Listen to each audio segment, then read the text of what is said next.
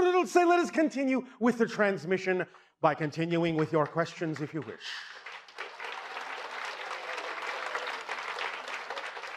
All right, all right. So I wanted to talk a bit about trauma. Trauma. Yes. All right. In the past, I had done way too many hallucinogenics, and it led me to perceive a very high level version of reality. Yes. But I was projecting fears against it. Yes. And for a very long time, I could only access those higher energies through a fear state. All right. So, although that's quite a contradiction. Well, it's more like I would reach up. You would use the fear to rebound yourself up to a non-fear state? Sort of. It's more like when I would get the inspiration towards going to the higher energies, the fears would come up and I would see kind of terrifying things. And in fact, actually used to scare me a lot. Yes. Like, you were terrifying for a while. But at the same time, you were giving me everything that I wanted to hear. You know? All right. So it was, which sometimes for many of you can be terrifying. Right. Which it very much was. So, you know, and I've worked through a lot of my fears and I've gotten to a good place. Oh, all right. And sometimes I see other people who have moments or they've had past experiences that have really imprinted their circuitry in their mind in a sense. And it filters a lot of their experiences. And just for, you know, the little kinks that I may have and for other people who may be struggling with a traumatic experience, I'm wondering what, besides just following your excitement, maybe if there's any types of advice that you can give for people handling that. Well, you can certainly assist people if you've been through something with whatever information you've learned from your experiences, not that they have to take it, but you can certainly be an example of how you may have used the idea of those experiences that originally may have seemed negative to transport you into a positive state. Yes? Yeah, so your experience can be valuable for others. Right. If you're willing to share it. Yes, and I am. So, you know, once the platform shows itself, I think I will be doing that more. All right. Would that be exciting for you? It would very much be exciting, actually. All right. I believe I'll follow through with that eventually. Oh, all right.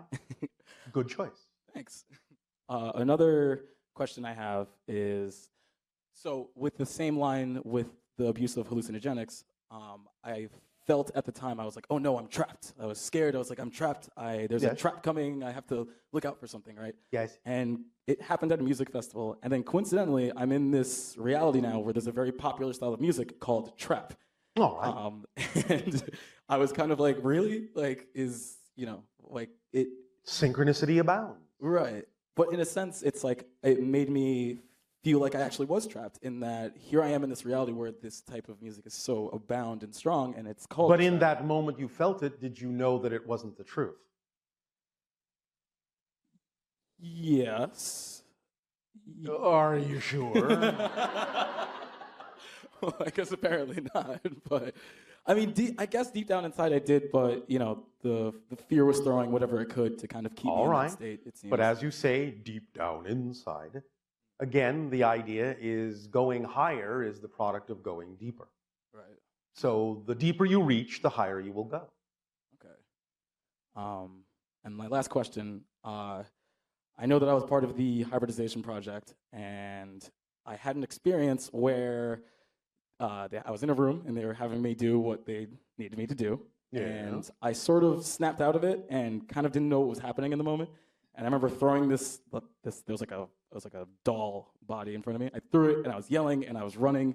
And then all of a sudden I was in like a ship and there was, this being was very upset with me and he apologized. And then he showed me something on a machine. Yes. It was kind of like a holographic thing, and he was kind of like, this person's gonna do this person's gonna do that. I don't recall any of it. I don't know what he said. Yes. I just remember that it happened. Could you possibly... Well, just a way of letting you in on what was going on so that you would have more conscious awareness of the fact that you were there under your own choice. But many times, many of you don't remember that. But if you, quote unquote, snap out of it, sometimes then they will need to deal with the idea that you have become a little bit more aware and a little bit more conscious within the interaction. So they will give you more information that you can then participate in. Could you possibly maybe tell me what that being said to me? Aside from calm down, Yes. there is nothing to be afraid of. Let me show you, let me remind you some of the things we have discussed. Let me give you an understanding of where this is heading so that you can remember to some degree, to whatever degree is appropriate for you, whatever it is you need to know to allow this to continue. That's what was said. Sounds about right. And actually, one more. I saw a blue ship in the northwest. I don't remember what state I was in. I just remember my frequency was very high, and the ship got very close to me. Yes. Was that Sasani, or was that Not Sasani. Was it Sirius? There are some serious connections to it, but it is something else. Can I know what it is? Yes, you can. So what is it? I didn't say you would know it from me. I see. Give it some time. You will remember. Okay. There are other things to remember. If you remember what you just explained to us, what you just described to us, you can, from that state, remember more. Very good. You understand? I do. Does that help you? It does. All right, thank you. Thank you.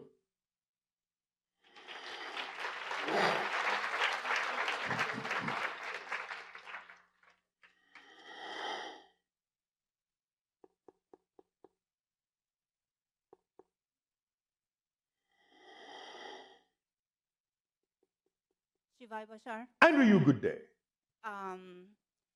Thank you so much for coming to New York. Again, I'm not in New York, but thank you. I'd like you to explain to me about the state of coma, because my son is in a coma for almost 6 years. All right. And I communicate with him a lot. I Yes. feel what he's feeling, and I Yes. do a lot of holistic healing and Reiki and all that. Yes. Could you explain to me why he's there? And, What are you getting out of it? What are you learning? What is he allowing you to learn that you otherwise would not have had a chance to learn?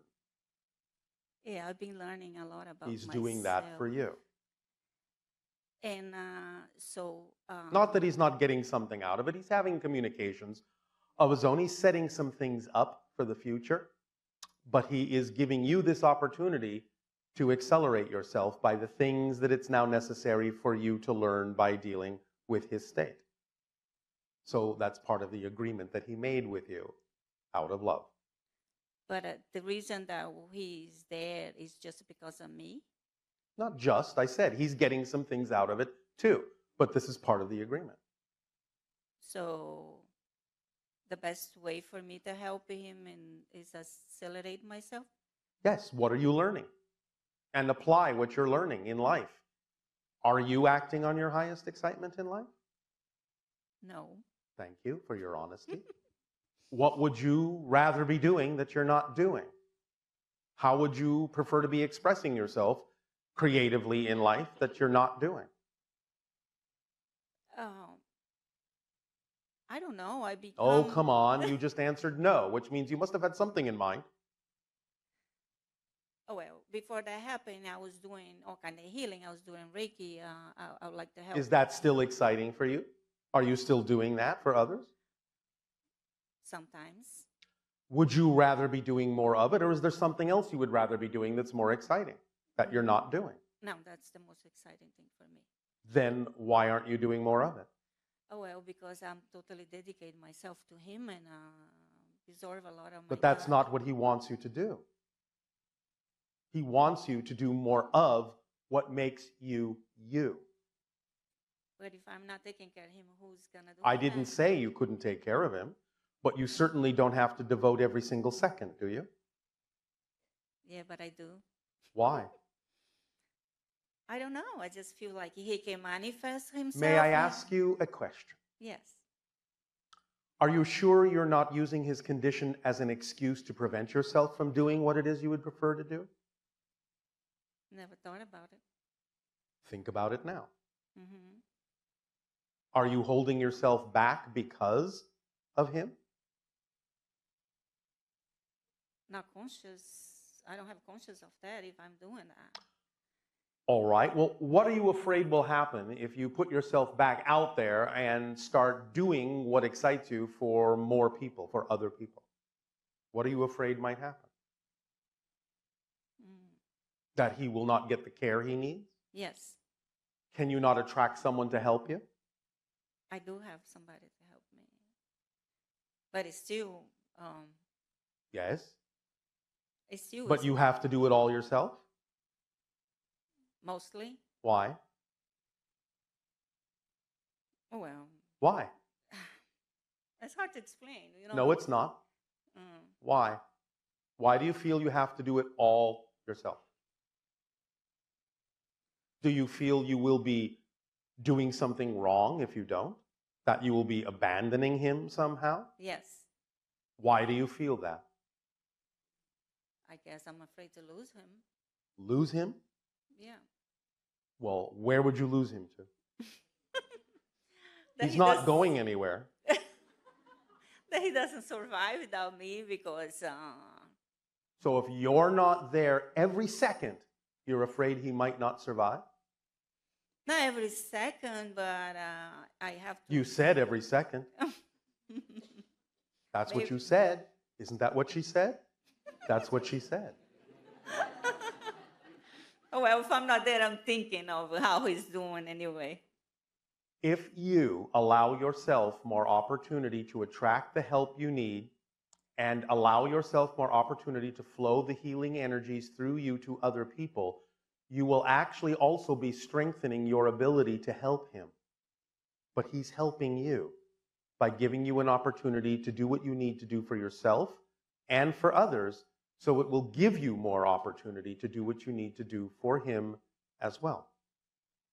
You are actually curtailing your abilities by only focusing on him. He wants you to grow. Do you understand? Yes. Are you willing to do more outside of him with Yes. other people? Yes. All right. It's important for you to relax. It's important for you to understand that no matter how it looks on the surface in physical reality, he is an eternal, indestructible, infinite being that is making a choice in an agreement with you to allow you an opportunity to find more of yourself by creating this relationship with you. But it's not about depriving you of living your life. It's about actually helping him more by living your life more fully. You cannot lose him. No matter what state he's in, you cannot lose him. Do you understand? Yes. You have to start stretching yourself into the spiritual, non-physical world so that you will understand that even if he did decide to go into spirit, you would still be able to communicate. You would still have a relationship. He would still be loving you. You would still be loving him. You need to break down this concept that there's a barrier between physical and non-physical reality, because there isn't. There was an agreement before Yes. he was born. Yes. What's the awareness and state of coma? They aware us of everything? They are aware in different ways.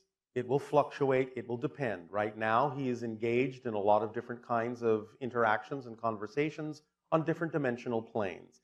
Now and then he'll check in with you, but mostly when he checks in, it's like, are you still here? Why aren't you out living your life? I understand that you love me and wish to take care of me, but get out of the house and go live your life and help other people. I am helping you so you can help other people. Then you will be able to help me in the way that we agreed. You're not growing. You're not changing. You're restricting yourself. You're diminishing yourself. Go live. Yes? Yes. Can you do that for him? Yes. All right. All right. Does that help you? It does. One moment. Is there a birthday coming up? His birthday. When? October 17th. All right. Spend that day, that special day, with him, Yeah. but understand that somewhere around that date, you're going to have some kind of a dialogue, either in your dreams, that will give you more insight and more direction about what's going on here, so that you can also allow yourself to celebrate in a different way. All right? Don't be sad. No, I don't. Actually. On that day, Okay. don't be sad. I promise I won't. Yes? No, I usually try to always bring a positive energy. I know around you me. try, but just do it. Okay. Relax. Everything is fine. He is a powerful being. Trust him. Trust yourself. And you think he wanna wake up and come back? I'm not telling you that. Mm. First, you have to be more of yourself. Then you will be able to help him in the way that you need to. You will see what that means, but you will have a dialogue with him first. All right? Okay. So, go have fun and make sure on his birthday you sing at the top of your lungs. I will. Yes? Yes. All right. Thank you, Bashar. Thank you.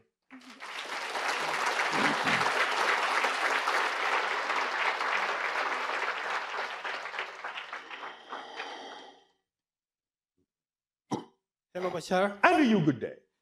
Great to be here with you. Thank you for the co-creation. Thank you. My first question is about what's going to happen this month when everything is going to change. Everything is already changing. Everything is already changing. You'll find out. I see the pieces coming together, but a lot of people are looking for the phenomenon. Are we going to have fly over New York City, DC, LA at the same time? The idea of saying that everything will change is not about our ships. Okay. It's about what's going on in your world. Okay. So keep your eyes open, stay alert, stay in a positive state. Yes. Anything else? Yes. So, taking the subject of this workshop, I met two of my hybrid children on board ship. Amazing All right. experience. Yes. My question is, what is the next step for me to fulfill my role as an ambassador? Act on your highest excitement to the best of your ability with no insistence on a particular outcome. There is only one formula that answers all those kinds of questions. Just one. It's very simple. As you act on your highest excitement, you raise your frequency. As you raise your frequency, you become more of who you are. As you become more of who you are, everything that needs to happen based on who you are becoming will happen in perfect timing. One thing connects to the other and leads to the other. It's all intertwined. These aren't separate issues. You don't have to make anything happen. You need to allow it to happen by being yourself. By being yourself, you allow more things that are you to happen. It's that simple. Does that help? Yes. Yes. Last question. We'll see about that. As we're moving through different frequencies and different realities Yes. parallel, Yes. what is the best approach for our family members here on Earth that are in a different frequency? Again, be a living example of the idea of living your full joy as best you can. Give them the option to know that that's possible for them, and then let them make whatever choice they wish without invalidating it. Okay. Because if you don't validate the choice you make, even if it's not what you prefer, why should they validate the choices that you make? Yes? Yes. So be an example of what they can choose. You can share ideas of what they could choose, but you need to allow them to choose whatever they do choose, knowing that, again, they are eternal, infinite, indestructible beings. So what's the hurry? I just want to see the... What's the hurry? You have infinity. What's the rush? That's right. I was expecting to see this planet at a different point at this time. And again, you never change the planet you're on. You change yourself and shift to another version of Earth that's already reflective of the change you've made within yourself. And then on that Earth are versions, different versions of other people that are also more reflective of that reality. Yes? Yes, Is this making more sense? it does. Does that help you? Yes, thank you. Thank you.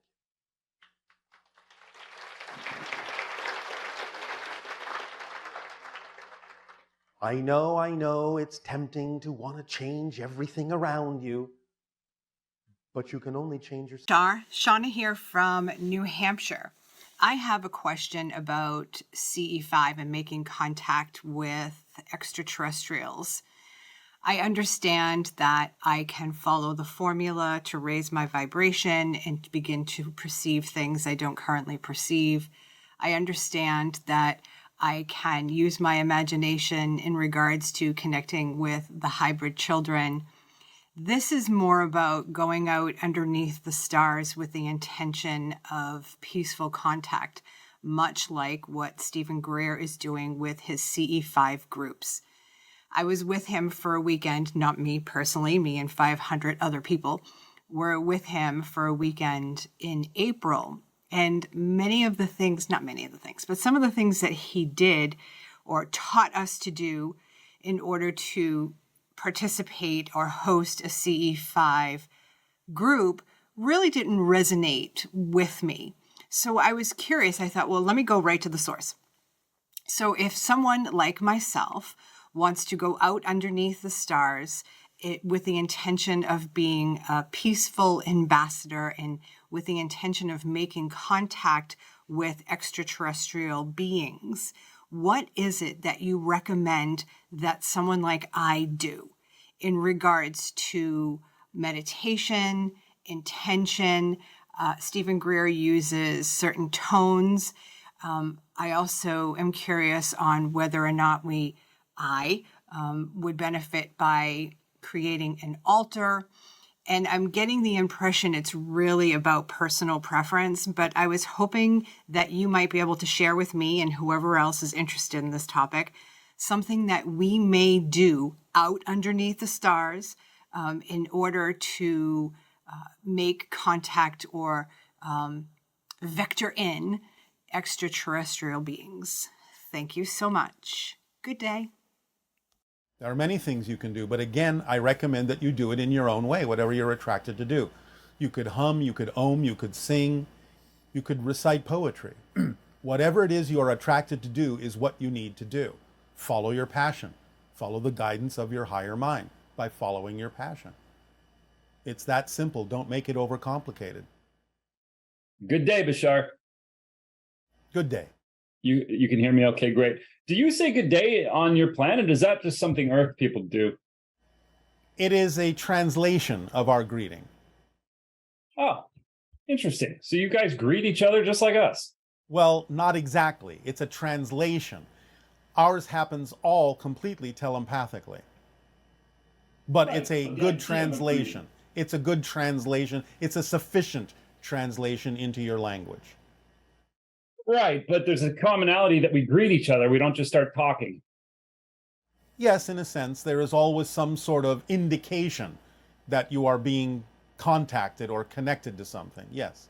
Oh, it's like the idea of calling out in some way, shape, or form to allow a certain alignment to happen, to know that you are being connected with as an individual. So on your planet, good day will do.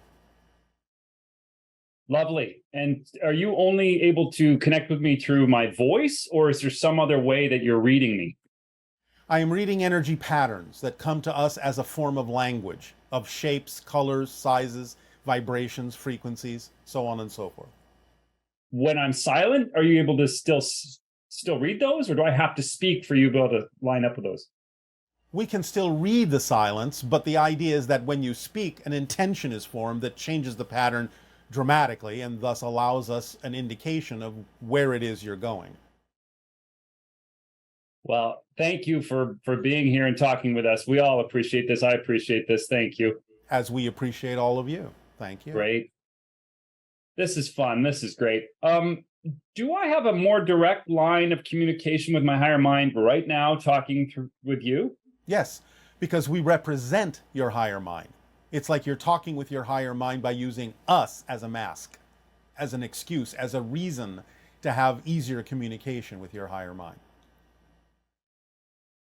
Okay, so can you help me understand the energy? Because I kind of feel like telling my higher mind to kiss my ass for some reason. I don't know why, but I just feel like being cheeky and just kind of telling it off and kind of pissed off at it. What would be the reason for that? What's the energy behind those feelings I'm having? Well, you might be assuming that the higher mind does things it doesn't actually do. Yeah. You might be more upset with your physical mind and the belief system embedded within it. I think the higher mind only feeds the energy, only sends the energy that makes you aware of what's going on in the physical mind. It's an illuminator. It's not a causation. Thank you. It's an illuminator. Yeah. All the time? All the time.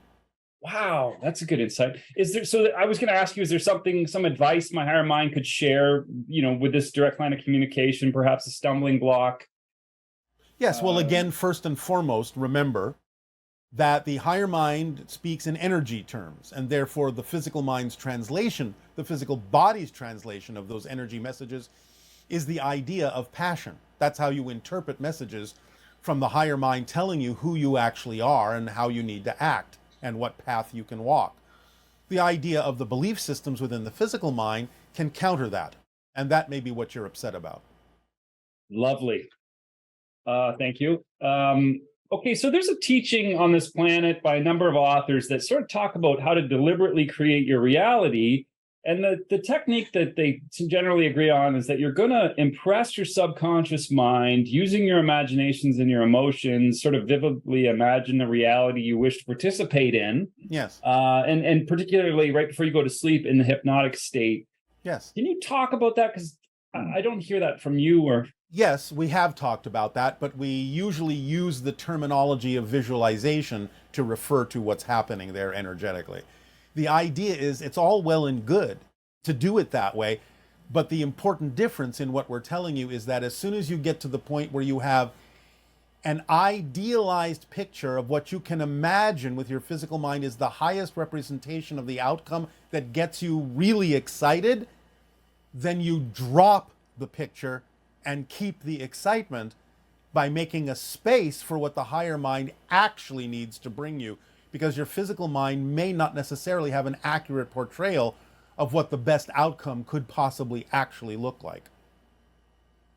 You're dropping the insistence, but you're also initiating a particular state of being. That exactly. Is deliberate creation. Okay. Exactly. So it's the state of being that's important in doing that, not the picture, except for the fact that the picture is your symbol, your representation of what gets you into that state, so that when you then stop insisting on that particular outcome, then you make room for whatever the outcome actually needs to look like.